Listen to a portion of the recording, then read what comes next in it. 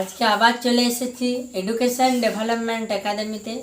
আজকে আমাদের পাঠ্য বিষয় হলো, আজকে আমাদের আলোচনার বিষয় হলো ক্লাস 9-এর বাংলার আকাশে সাতটি তারা, অর্থাৎ আকাশে সাতটি তারা নামক যে কবিতাটা রয়েছে জীবনানন্দ দাশ রচিত, সেই কবিতাটা আজকে আমরা পড়ব এবং তার অর্থটা, অর্থাৎ আক্ষরিক অর্থ, তার মধ্যে কি অন্তর্নিহিত অর্থটা রয়েছে সেটা বোঝার চেষ্টা করব।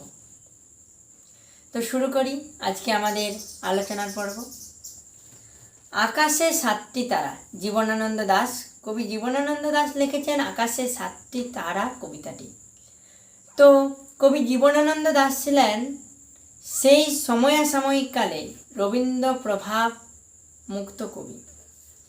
কবি খুঁজে পেয়েছিলেন ওনার লেখাতে, কবি খুঁজে পেয়েছিলেন ওনার ভাবধারাতে এক নতুন চিন্তা ভাবনা। কবির বেশিরভাগ লেখাতেই কবির যে বিদায়ের কথা, সেই বিদায়ের কথাটাই কিন্তু ব্যথিত হয়েছে। প্রত্যক্ষভাবে না হলেও পরোক্ষভাবে কবি জীবনানন্দ দাশের লেখাতে, বেশিরভাগ লেখাতেই বিদায়, মৃত্যুর যে চেতনা, সেই চেতনাকে ফুটিয়ে তুলেছেন কবি। কবি যদি কবিতাগুলো দেখা হয়, কবি লিখেছেন আবার আসিব ফিরে, এটা একটা গানও আবার কবিতা। আবার আসবো ফিরে, এই যে কবিতাটা, আমাদের পাঠ্য কবিতা আকাশে সাতটি তারা, কিন্তু তার বাইরেও কবি যদি একটা গান বা কবিতা দেখা হয়, তো সেটা হচ্ছে একটা খুব জনপ্রিয় আবার আসিব ফিরে। এই বাংলায় যে গানটা আছে, কবি কি বলেছেন যে এই ধান ক্ষেতের মধ্যে দিয়ে কবি ফিরে আসবেন এই বাংলাতে। অর্থাৎ কবির মৃত্যু হলেও কবি যখন বাংলাকে বিদায় জানাবে, অর্থাৎ বিদায় জানানোর সময়েও কবি বলছেন যে আমি কিন্তু আবার ফিরে আসব। কোথায় ফিরে আসব? না এই বাংলাতে। কেন আসব? না এই বাংলার যে প্রকৃতি, সে প্রকৃতিকে আমি বিপুলভাবে ভালোবেসে ফেলেছি। এই বাংলা আমার মনের মধ্যে একটা স্থান নিয়েছে, আর আমি প্রত্যেকবার আমার অফুরন কাজগুলো, অর্থাৎ কবির অফুরন কাজগুলোকে পূরণ করার জন্যই কবি এই বাংলার রূপময় প্রকৃতিতে ফিরে আসতে চেয়েছেন। অর্থাৎ কবি কিন্তু একবারেই উপলব্ধি করতে পারেননি, এক জন্মে কবি উপলব্ধি করতে পারেননি পুরোপুরিভাবে কি না বাংলার রূপ। অর্থাৎ বাংলার রূপ যত দেখি ততই মুগ্ধ হই, আমি আবার পরের জন্মে আসবো এই বাংলাতে। অর্থাৎ কবি এই পরের জন্মে আবার এই বাংলাতেই ফিরে আসবেন। কেন আসবেন? না এই বাংলার প্রকৃতির যে উপলব্ধি, সেই উপলব্ধি করতে। এই কথাগুলো কেন বললাম? এই কথাগুলো বলার কারণই হলো কবির প্রত্যেকটি কবিতাতে এই বাংলার রূপ, রস, গন্ধই ফুটে উঠেছে। প্রত্যেকটি কবিতার মধ্যে দিয়ে কবির এই কথাগুলোই ব্যথিত হয়েছে। বাংলার রূপের, বাংলার রসের, বাংলার গন্ধ, আস্বাদন, এই সবের যে রূপ, যে বৈচিত্র্যময় রূপ, সেই সব কিছুই কিন্তু কবির কবিতাতে এক বিপুলভাবে স্থান করে নিয়েছেন। তো এরপরে আমরা কবিতার যে উৎস, সেই কবিতার উৎসটা দেখব। কবিতার উৎসটা কি? না কবিতার উৎস রূপসী বাংলা কাব্যগ্রন্থের যে ৬ সংখ্যক কবিতা আকাশে সাতটি তারা, সেই আকাশে সাতটি তারা কবিতাটি আমাদের পাঠ্য বইয়ে গৃহীত হয়েছে। অর্থাৎ কবিতার উৎস হলো রূপসী বাংলার ৬ সংখ্যক কবিতা। এটি 1957 খ্রিস্টাব্দে প্রকাশিত হয়। এরপর কবিতার যে ভাববস্তু, মানে কবিতার সংক্ষিপ্ত যে ভাব, সেই ভাবটা দেখব। কবিতাটা পড়ে আমরা একটা আলাদা ভাব দেখতে পাবো, কিন্তু কবিতার যে সংক্ষিপ্ত ভাববস্তু সেটা আগে দেখে নিই। তো কবিতার মধ্যে একটা সংক্ষিপ্ত যে ভাববস্তু, আমরা কবিতাটা পড়ে কি জানতে পারবো সেটা আগের থেকে একটু দেখি, তারপরে কবিতার লাইন বাই লাইন আমরা মানেটা দেখব। তো যদি আমরা পুরো কবিতাটাকে পড়বো যখন, তখন আমরা দেখতে পাবো কবি কি না ঘাসের উপরে বসে রয়েছে। কবি বিকেলবেলা থেকে বসে রয়েছে হয়তো, কিন্তু কবি যে বর্ণনাটা দিয়েছে সেটা হচ্ছে যে গোধূলি বেলার থেকে, যখন সূর্যটা আস্তে আস্তে অস্তগামী হচ্ছে, যেন গঙ্গা সাগরের ঢেউয়ে সূর্যটা ডুবে যাচ্ছে, সেই সময়টার থেকে কবি বর্ণনাটা দিয়েছেন। অর্থাৎ গোধূলি বেলায় যেমন আকাশে একটা লালচে ছটা দেখা যায় রঙে, সেই ছটার কথাটাই কবি তুলে ধরেছেন। গোধূলি বেলায় গোটা আকাশ লাল কামরাঙার মতো লাল রঙের মেঘে ছেয়ে ফেলেছে। মৃত মণিয়ার পাখির সাথে তুলনা করেছেন কবি। কবি বলছেন যে আমি এই সন্ধ্যাবেলায় গোধূলি বেলার থেকে বসে রয়েছি এই ঘাসে, এবং এই গোধূলি বেলার থেকে কিভাবে সন্ধ্যা নেমে আসছে এই বাংলার প্রকৃতিতে, সেটা আমি কিন্তু ভালোভাবে উপলব্ধি করতে পারছি। এবং কবি দেখছে সেই বাংলার সৌন্দর্যময় প্রকৃতিকে, যেটা এই সন্ধ্যাবেলাতে নেমে আসছে বাংলার বুকে। কবি উপলব্ধি করছেন এই বাংলার অন্ধকার, আর এই বাংলার অন্ধকার, সন্ধ্যার অন্ধকারের মধ্যে খুঁজে পাচ্ছেন কবি কেশবতী কন্যাকে। কবি খুঁজে পাচ্ছেন এই বাংলার প্রাণ। কবি এই বাংলার সন্ধ্যাতেই খুঁজে পাচ্ছেন কবির নিজের প্রাণবন্ত রূপময় বাংলার এক ছবি।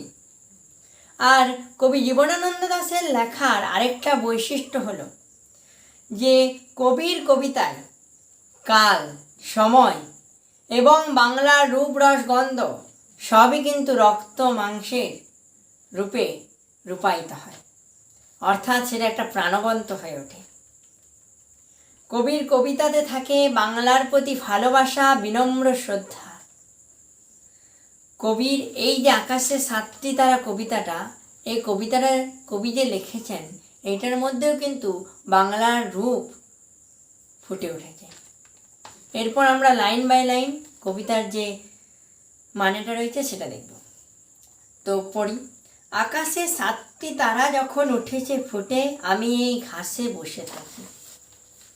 কবি বলছেন যখন আকাশে 7টি তারা উঠেছে, অর্থাৎ আকাশে যখন সন্ধ্যা নেমে এসেছে, সন্ধ্যাবেলা দিতে তারা দেখা যায়, তখন কি হচ্ছে না আকাশে 7টি তারা দেখতে পেয়েছেন, অর্থাৎ সন্ধ্যার কথা বলেছেন।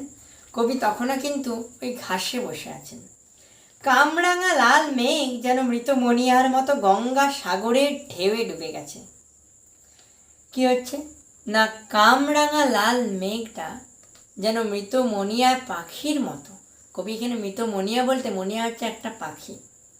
সেই পাখিটা এমনিতে চাঞ্চল্যকর, কিন্তু মৃত্যুর পর সব চঞ্চলতাই কিন্তু আমাদের কি হয় না একটা স্থিতিস্থাপকতার রূপ নেয়, অর্থাৎ তার মধ্যে সে আর চঞ্চলতাটা দেখা যায় না, সে নীরব হয়ে যায়, তার মধ্যে চেতনাগুলোও নীরব হয়ে যায়। সেটাই বলছে যে কামরাঙা লাল মেঘ। কামরাঙা একটা ফল, বাংলাতে পাওয়া যায়, বাংলা ছাড়াও অনেক জায়গাতেই পাওয়া যায়, কিন্তু বাংলাতে এটা একটা বেশি পাওয়া যায়।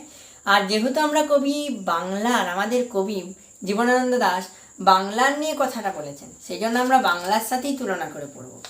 তো বাংলার যে একটা ফল কামরাঙা, সেটা হচ্ছে যে কি না এই কামরাঙা ফলটা যখন কাঁচা থাকে, কাঁচা অবস্থায়, তখন সবুজ, তারপরে আস্তে আস্তে হলুদ, তারপরে যখন একবারে পেকে যায় তখন লাল কালারের, লাল বর্ণের হয়ে যায়। তো সেই রকমই লাল বর্ণ, কামরাঙা ফলের মতনই লাল বর্ণের যে রং, সেই রঙের মেঘ কিন্তু কবি দেখছেন সেই গোধূলি বেলাটা কিভাবে আমরা দেখি যে একটা লাল রঙের ছটায় সারা আকাশ পড়ে যায়। যখন সূর্য অস্ত যায়, লাল সূর্য একবারে গোটা আকাশ লাল করে দেয়। সেটাই বলেছে কি না কামরাঙা লাল মেঘ। মেঘটা কিসের মতো? কামরাঙার লাল, কামরাঙার মতো লাল, যেন মৃত মণিয়ার মতো। আবার ওই কামরাঙার মতো লাল মেঘটা কি হচ্ছে না মৃত মণিয়া পাখির মতো কি হচ্ছে না গঙ্গাসাগরের ঢেউয়ে ডুবে গেছে, গঙ্গাসাগরের ঢেউয়ে ডুবে যাচ্ছে। মৃত মণিয়া পাখি যেমন মারা গেলে নিস্তব্ধ হয়ে যায়, সেরকমই সূর্য কি করছে না তার দিনের যে কর্মব্যস্ততা, সেই কর্মব্যস্ততাকে বিদায় দিয়ে সন্ধ্যার যে নীরবতা, সেই নীরবতাকে বাংলায় আনছে। বাংলায় আনছে এক শান্ত অনুগত সন্ধ্যা কেশবতী কন্যাকে। এটা আমরা পরে দেখতে পাবো। তো গঙ্গাসাগরের ঢেউয়ে ডুবে গেছে। কে ডুবে গেছে না মৃত মণিয়া পাখির মতো সেই সূর্য, যে গোটা দিবসকে অর্থাৎ দিনকে মাতিয়ে রেখেছিল তার আলো তাপে, এবং মানুষ কর্মব্যস্ততায় মুগ্ধ মগ্ন হয়েছিল আর অক্লান্ত পরিশ্রম করে গিয়েছিল। এরপর কি হচ্ছে না, আসিয়াছে শান্ত অনুগত বাংলার নীল সন্ধ্যা। দেখো, কবি বলছে আমি বসে আছি যখন আকাশে 7টি তারা ওঠে তখনও। এরপর কি বলছেন না, কবি পেছনের দিকে যাচ্ছে, কামরাঙা লাল মেঘ যেন ডুবে গেছে মৃত মনিয়ার মতো গঙ্গাসাগরের ঢেউ। তারপর বলছে ওই গোধূলি বেলাটার পর কি না, বাংলার বুকে নেমে এসেছে, আসিয়াছে শান্ত অনুগত বাংলার নীল সন্ধ্যা। বাংলার নীল সন্ধ্যা কিন্তু নেমে এসেছে। নীল, নীল কেন বলেছে? সন্ধ্যাটা কি আদৌ নীল হয়? কবির কল্পনার রং নীল। কবি ওনার কবিতাতে বাংলার রূপের যে কল্পনা, সেই কল্পনাকে বাস্তবায়িত করার জন্যই কবি এখানে নীলটা উল্লেখিত করেছেন। এবং কি বলেছেন, শান্ত অনুগত। কেন শান্ত? কেন? কারণ আমি বললাম আগে যে কবি দিনের যে কর্মতৎপরতা, দিনের কর্মব্যস্ততা কে যখন বিদায় জানাচ্ছে কিসের মাধ্যমে না, সূর্যকে অস্ত যাওয়ার মাধ্যমে। আর সন্ধ্যা এমনিতেই শান্ত, চারিদিক অন্ধকার হয়ে যায় এবং দিনের মতো কর্মব্যস্ততা কিন্তু আমাদের এই গ্রাম বাংলাতে দেখা যায় না। কারণ সারাদিন মানুষ গ্রাম বাংলায়, বিশেষ করে বাংলাতে মানুষ কৃষিভিত্তিক, অর্থাৎ মানুষ কৃষিকাজ করে। সেই জন্য তাদের কৃষিতে দিনে যে অক্লান্ত পরিশ্রম হয়, সেই অক্লান্ত পরিশ্রমের পর তাদের জীবনে এই সন্ধ্যা আসা মানে একটা শান্তির পরিবেশ আসা। আর এই সন্ধ্যাটা কিন্তু একাই নেমে আসছে। সন্ধ্যাটা একাই নেমে আসছে বলে কবি বলেছে শান্ত অনুগত সন্ধ্যা, বাংলার সেই নীল সন্ধ্যা। নীল সন্ধ্যা, যেন কবি সন্ধ্যাটাকে আগের থেকেই চিনে। কবি সন্ধ্যাটা সম্পর্কে জানে যে নীল সন্ধ্যা, অর্থাৎ সেই নীল সন্ধ্যাটাকে কবি আগে দেখেছে বাংলার বুকে নেমে আসতে। কেশবতী কন্যা যেন এসেছে আকাশে, কেশবতী কন্যা, অর্থাৎ এই সন্ধ্যাটাকে কবি বলছেন যে কেশবতী কন্যা। কেশবতী কন্যা কোথায় এসেছেন না, বাংলার আকাশে, বাংলার মায়া ভরা আকাশে। কবি বাংলাকে ভালোবেসেছেন আর প্রত্যেকটা কথাতে, প্রত্যেকটা লাইনে কবি শুধু বাংলার প্রতি যে ভালোবাসা আর তার সাথে একটু কল্পনার খাদকে মিশিয়ে কবি কিন্তু আমাদের সামনে উপস্থাপনা করছেন। এই যে নীল সন্ধ্যা, শান্ত অনুগত সন্ধ্যা, এগুলো কল্পনা। কেশবতী কন্যা যেন এসেছে আকাশে, আমার চোখের পরে, আমার মুখের পরে চুল তার ফাঁসে। অর্থাৎ কেশবতী কন্যার যে চুলটা, কেশটা, কেশ অর্থাৎ চুলটা কবির চোখের পরে, কবির মুখের পরে ফাঁসে, কবির চোখের পরে, অর্থাৎ কবির চোখের ওপর, কবির মুখের ওপর সেই সন্ধ্যার যে রূপ, সেই রূপ কিন্তু ভাসছে। অর্থাৎ কবির চোখের সামনে দৃশ্যমান সেই সন্ধ্যার রূপটা কবি ঘাসের উপরে বসে থেকে উপলব্ধি করতে পারছে। যে সন্ধ্যার অন্ধকার, সেই সন্ধ্যার অন্ধকারের মধ্যে কবি বসে রয়েছেন এবং সন্ধ্যার অন্ধকার যেমন পুরো প্রকৃতিটাকে গ্রাস করছে, অর্থাৎ ঘিরে ফেলেছে, তেমনি স্নেহ, মায়া, ভালোবাসায় কবির যে দেহ, সেই দেহর উপরেও একটা আস্বাদন ফেলেছে। অর্থাৎ কবি যখন চোখের দিকে, এই চোখ দিয়ে এই প্রকৃতিটাকে দেখছে, তখন কবি কিন্তু এই নীল সন্ধ্যাকেই দেখছে। সেই জন্যই কবি বলেছেন যে আমার চোখের পরে, আমার মুখের পরে চুল তার ভাসে। পৃথিবীর কোনো পথে কন্যারে দেখেনি কো, দেখে নাই অত অজস্র চুলের চুমা, হিজলে কাঠালে জামে ঝরে অবিরত। বলছে পৃথিবীর কোনো পথ এই কন্যারে দেখেনি। কোনো পথের কোনো সন্ধ্যাতে তুমি এই কন্যাকে পাবে না। তুমি জাপান যাও, আমেরিকা যাও, বাংলা শুধু এই বাংলাতেই পাবে, তুমি আর অন্য কোথাও পাবে না। জাপান, জার্মানি, আমেরিকা, তুমি বাংলার বাইরে মহারাষ্ট্র যাও, কর্ণাটক যাও, বেঙ্গালুরু যাও, কোথাও পাবে না। এই বাংলাতেই পাবে, এই বাংলাতেই পাবে কবির সেই রূপবতী, স্নেহময় কেশবতী কন্যা, অর্থাৎ বাংলার সেই নীল শান্ত অনুগত সন্ধ্যা এই বাংলাতেই খুঁজে পাবে। কবি সবাইকেই বলেছেন। কবি আরো বলেছেন, দেখি নাই অত অজস্র চুলের চুমা, হিজলে কাঠালে জামে ঝরে অবিরত। এই লাইনটা যখন আমরা পড়ব, তখন আগে আরেকটা বিষয়কে আমরা দেখব। ধরো তুমি খেলাধুলোর সম্পর্কে জানো বা খেলাধুলোতে তুমি ভালো।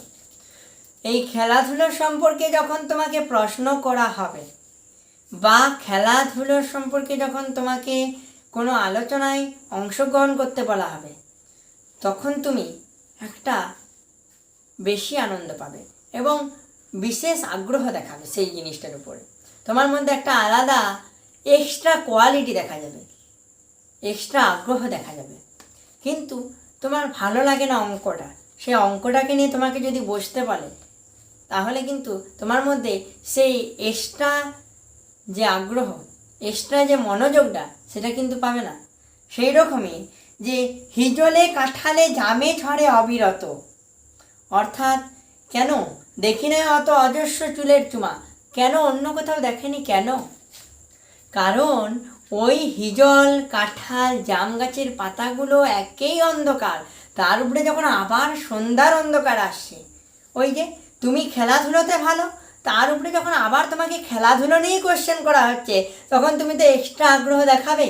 সেই রকমই বলছে, সেই জন্যই ওই অন্ধকারটা যখন ওই পাতাগুলোর উপরে পড়ছে, সেই অন্ধকারটা যেন আরও চুম্বনের মতো হচ্ছে, যেন ওইখানটা সে ভালোবেসে ফেলেছে, সেই জন্যই সে চুম্বন করে যাচ্ছে ওই হিজলে কাঁঠালে জামে যে পাতাগুলো, সে পাতাগুলোতে।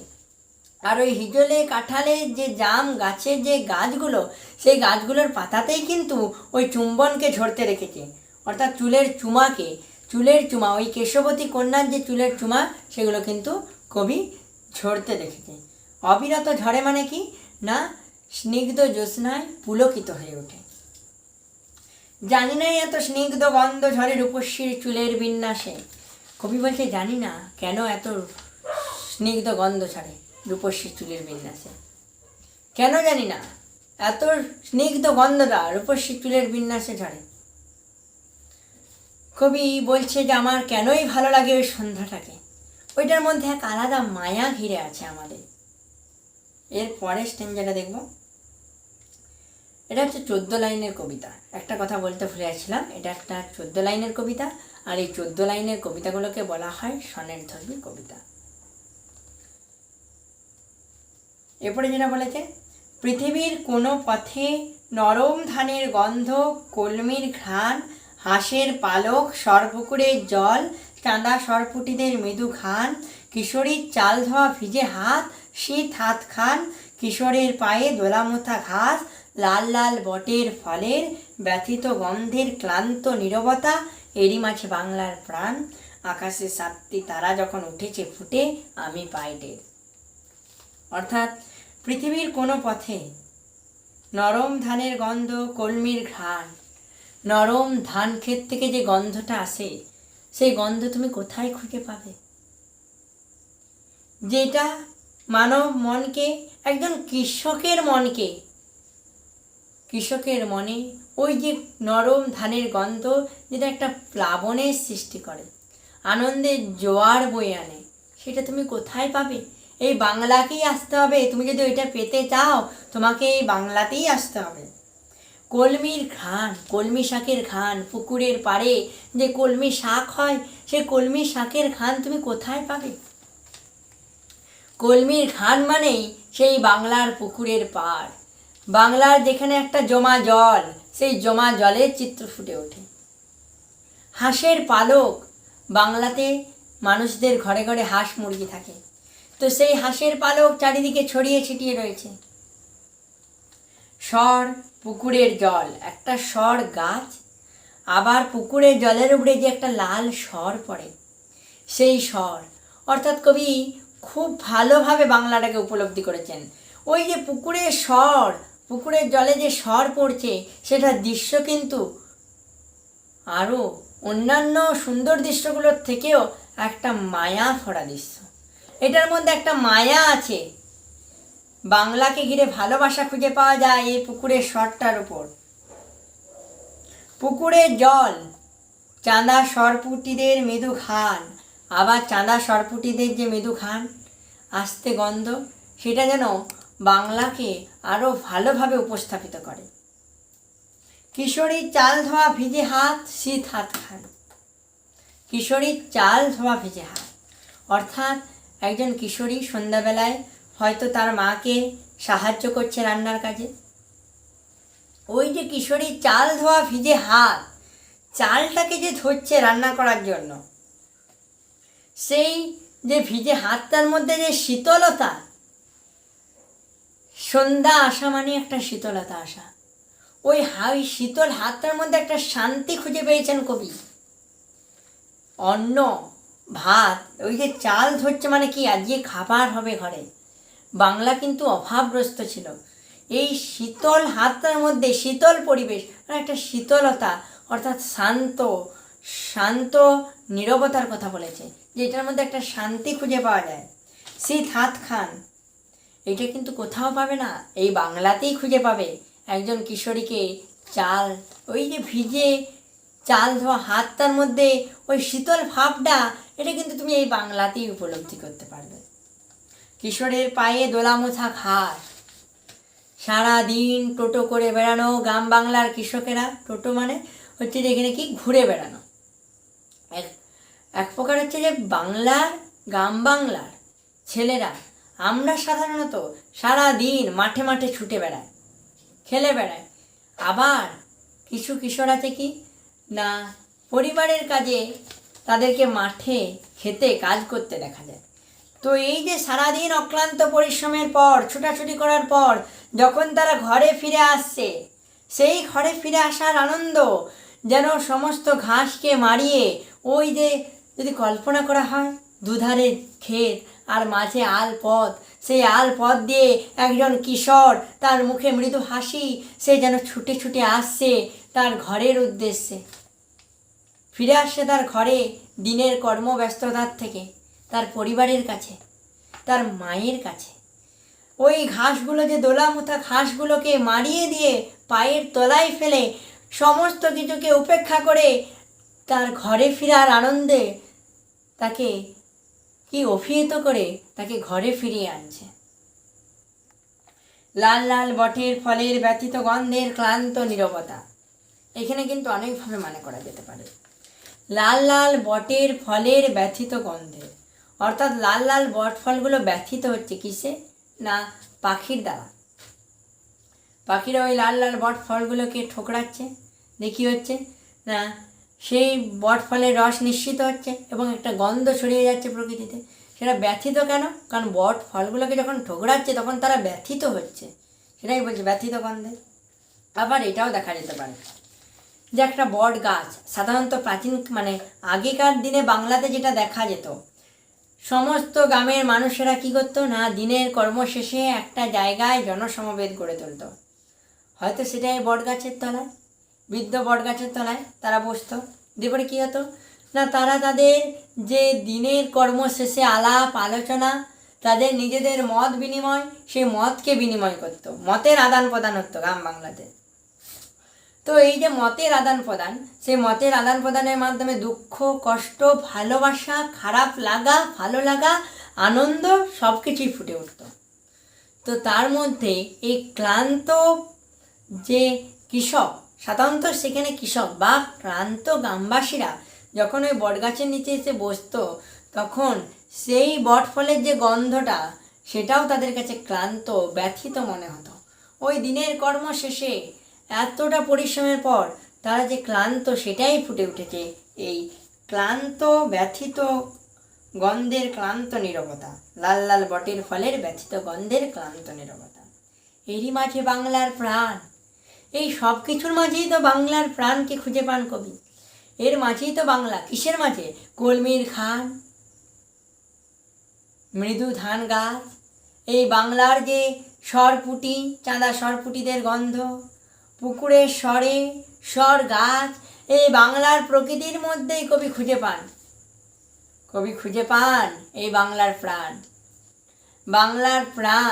বাংলার প্রাণ যে শুধু এগুলোর মধ্যেই সীমাবদ্ধ তাই নয়, বাংলার প্রাণ বাংলার প্রত্যেকটি ক্ষুদ্রানুক্ষুদ্র অতি সূক্ষ্ম জিনিসের মধ্যে নিহিত আছে।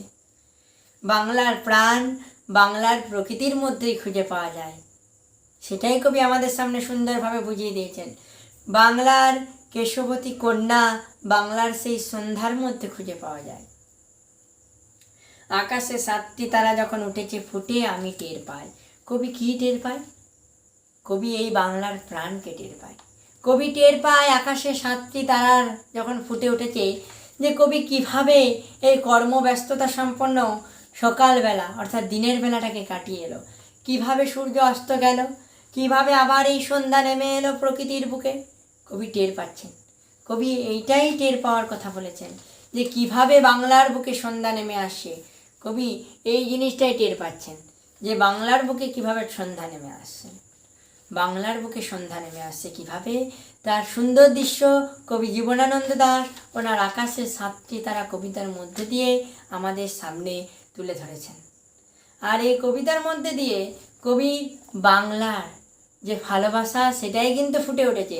আর এই কবিতাটা আলোচনা করতে গেলে এই একটা কথাই কিন্তু বারবার উঠে আসে, যে কবি বাংলাকে ভালোবেসেছেন।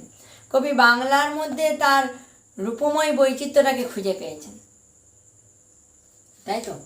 এরপর আছে এই কবিতার প্রতিটি পংক্তিতে ছড়িয়ে আছে কবির নৈসর্গিক ভালোবাসা। কবিতার প্রত্যেকটি পংক্তিতে ছড়িয়ে আছে কবির নৈসর্গিক ভালোবাসা, যেটা কিন্তু আমরা কবিতাটা পড়তে গিয়ে বুঝতে পারছি। কারণ যখন কোনো মানুষ, যদি কবি জীবনানন্দ দাশ এতটা ভালোভাবে উপলব্ধি না করত, তাহলে ওই কিশোরীর যে চাল ধোয়া হাত, সে হাতের মধ্যে যে শীতলতা, সেই শীতলতাটাকে উপলব্ধি করতে পারত না। কবি এতটা জোর দিয়ে বলেছে যে শুধুমাত্র বাংলাতেই খুঁজে পাওয়া যাবে, আর কোথাও না। এই কেশবতী কন্যা, এই রূপবতী কন্যা, এই মায়া ঘেরাস যে মানব সংসার, সেইটা কিন্তু তুমি এই বাংলাতেই খুঁজে পাবে। আর কোথায় খুঁজে পাবে? আর খুঁজে পাবে কবি জীবনানন্দ দাশের কবিতাতে। কবি জীবনানন্দ দাশের কবিতাতে। আজকে এই ছিল আমাদের আকাশে 7টি তারা কবিতার আলোচ্য বিষয়। আকাশে 7টি তারা কবিতার প্রথম যে স্তবকটা রয়েছে সেটাতে 8টি পংক্তি রয়েছে, এবং দ্বিতীয় যে স্তবকটা রয়েছে সেটাতে 6টি পংক্তি রয়েছে। মোট 14টি পংক্তি, অর্থাৎ এই 14 লাইনের কবিতাটাকে আমরা বলবো সনেট, সনেট ধর্মী কবিতা। আর এই কবিতাটা পড়ার ক্ষেত্রে একটা জিনিস লক্ষ্য রাখতে হবে, যে আমাদের আকাশে 7টি তারা যখন উঠেছে ফুটে আমি এই ঘাসে, এইখানে থামলে হবে না, কারণ এটা সনেট ধর্মী কবিতা।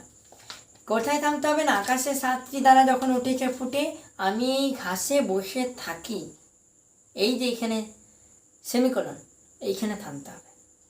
তারপর আবার কোথায় থামবো না? কামরাঙা লাল মেঘ যেন মৃত মনিয়ার মতো গঙ্গা সাগরের ঢেউয়ে ডুবে গেছে, আসি আসে শান্ত অনুগত বাংলার নীল সন্ধ্যা। এই যে ড্যাশ ড্যাশগুলো রয়েছে সেগুলোতে হালকা দিয়ে আবার কেশবতী কন্যা যেন এসেছে আকাশে, এইভাবে পড়তে হবে। এটা হচ্ছে কবিতাটা পড়ার নিয়ম। তো কবিতায় যে জীবনানন্দ দাশ আকাশে 7টি তারা, কবি জীবনানন্দ দাশের লেখা, সেটা আজকে আমরা আলোচনা করলাম। এখন প্রায় 10:30 পেরিয়ে গেছে, রাত 11টার সময় ভিডিওটা করা হলো। আজকে এখানেই রাখছি, আবার দেখা হবে পরবর্তী কোনো একটা ভিডিওতে, আবার একটা নতুন আলোচনা নিয়ে, নতুন পর্বে।